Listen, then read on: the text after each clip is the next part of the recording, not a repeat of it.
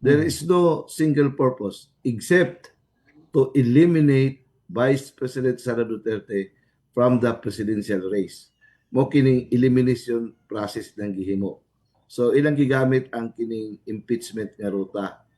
Ang kaparat lang ni Bongbong Junel kay dili man ni mauunta ang intensyon sa ato Batakang Balaod.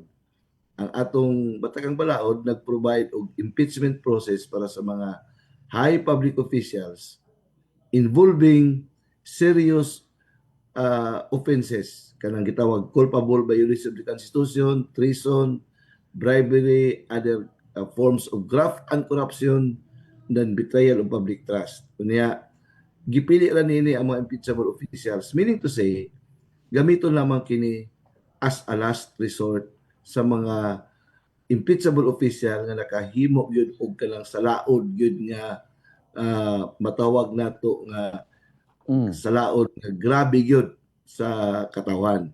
Now kung ato tan-awon kining impeachment complaint nga gifile kang BP Sara, this is just a rehash of what they filed last year.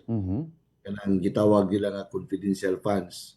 So klaro kay Bongbong Junel nga kanang confidential funds di ka na mahimo nga issue nga as a basis of impeaching a high public official. Kay by the nature of it, ang confidential funds must remain to be confidential.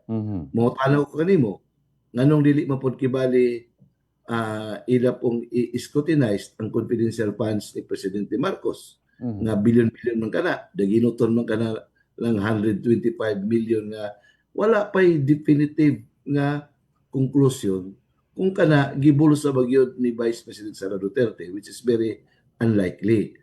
Ang dunay katungod lamang niya na Bongbong Junel nga mo hatag og definitive conclusion whether there is a misuse in the handling of confidential funds mo kanang Commission on Audit. And in fact, ang ultimate anak gani nga liability, if there is any, kung adunay misuse man gani, return, reimbursement, that could not even rise to a criminal case.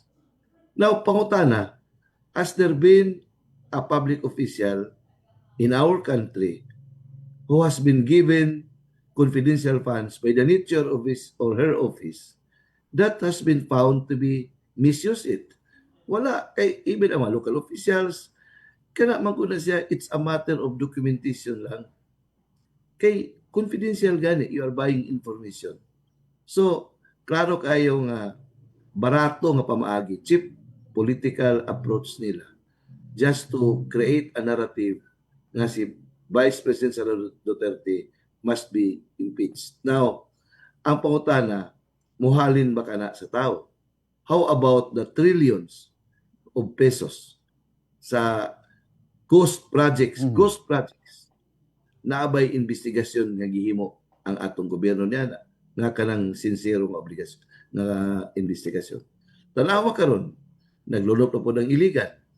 So kini produkto man kana sa massive corruption nga ginahimo sa atong public officials nga karon wala tagaig justisya niya ila kibaling dadon ang tao sa istorya nga atong i-impeach si Vice President Sara Duterte sa usa ka questionable nga ground kanang gitawag misuse of confidential funds. Now, aduna ba ang pangutana, aduna ba definitive conclusion, ano ba definitive findings? Wala pa.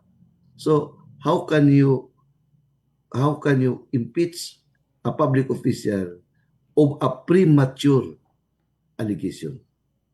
So, klaro kaya ang motibo, Bongbong Junel, dili pag-demand og accountability kundili politika to eliminate BP Sara from the presidential race. Kay mga hadlok siguro sila nga kumubalik ang Duterte, paninglan sila sa ilang sala sa katawan. Mao kana.